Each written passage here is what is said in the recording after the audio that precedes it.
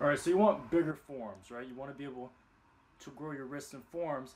I'm going to give you the best way to grow those, right? So the first thing that you could do, and really the easiest thing you could do, is just go get a job that requires you to constantly use your grip strength. So maybe working on a farm, working in construction where you constantly have to lift cinder blocks and stuff like that, or working in a moving company where you constantly have to be moving sofas, pianos, TVs, refrigerator. You have to be constantly gripping stuff, and because you're constantly using those forearms, your forearms are going to get massive.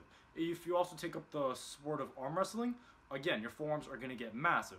But now let's say that doing that, changing your career choice, is out of the question. You can't work in a construction company or a moving company or anything like that. You live in a city and not a farm. I'm going to show you how to get big forearms. The first thing you could do, if you're not doing this already, is train your back. Now you might be thinking, Andrew, I want a big forearm. I don't want a big back. Well, you see, when you're training back, let's say you're doing pull-ups, bent over rows, deadlift with both your hands over, not like this or like this, with both your hands over. When you're doing these exercises, you have to grip the bar, you have to grip the dumbbell, right? And because you're gripping the dumbbell and you're gripping the bar while you do these exercises, you're already training your forearms. You're also training your biceps a little bit, right? So just doing those regular exercises, the pull-ups, the bent over rows, the T-bar rows, all those back exercises already train your forearms. I've actually personally never had to directly train my forearms to make them grow. I know a lot of you are gonna say forearms in the comment. I say weird, forearms, whatever.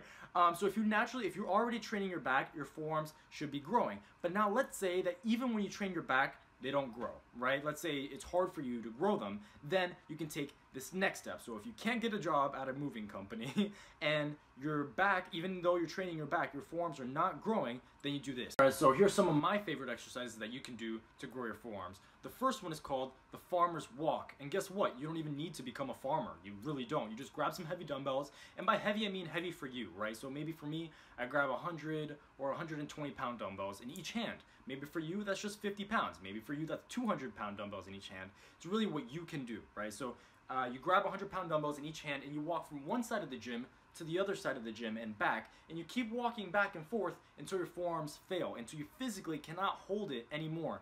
Then you've reached muscle failure, which is what you're shooting for. You see, muscle failure is when the muscle physically can't lift that anymore with proper form, and that's what you want. How else is the muscle going to know to grow, right? Let's say you're on the bench press and you just do 10 reps for the sake of doing 10 reps, your body's like, okay, that was easy. But if you do and you lift on the bench press as many times as you physically can until you can't anymore, right, that tears the muscle fibers and it lets your body know, oh crap, we couldn't lift that, it's time to grow. It tears the muscles, the muscle fibers, and they come back and they grow stronger. Please do not bump into anybody, all right? It would be the worst thing you could do is just grabbing 100-pound dumbbells and you just bump into somebody who's lifting. You'll both get injured, but find a place where there's not a lot of people and you just keep walking back and forth until you can't lift it anymore. You can rest 1 minute and repeat it 4 to 5 times at the end of a workout, right? Another thing you could do is called dead hangs. And guess what? You don't have to hang yourself and you don't have to be dead.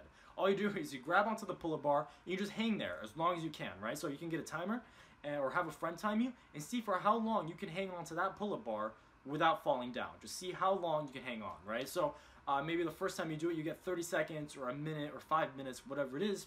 You track your time. And then the next set, try to go even longer. Next set, try to go even longer. You can repeat that 4 times, resting 1 minute in between each time you repeat it. And every time you go work out, try to be able to hang on for a longer period of time. These exercises you can also do. I'm just going to show them to you because it's hard to explain right here in the video, so just watch.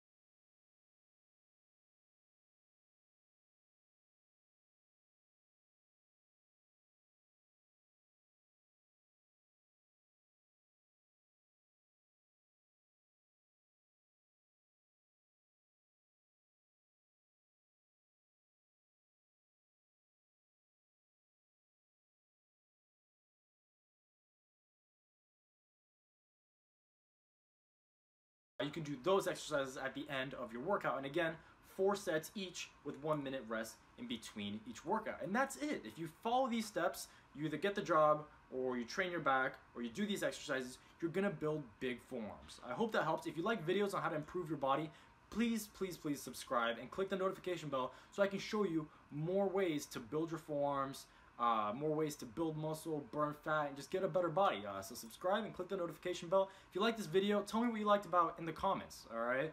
My favorite thing is seeing comments and seeing the actual people watch my videos, alright? So I'll see you guys next time.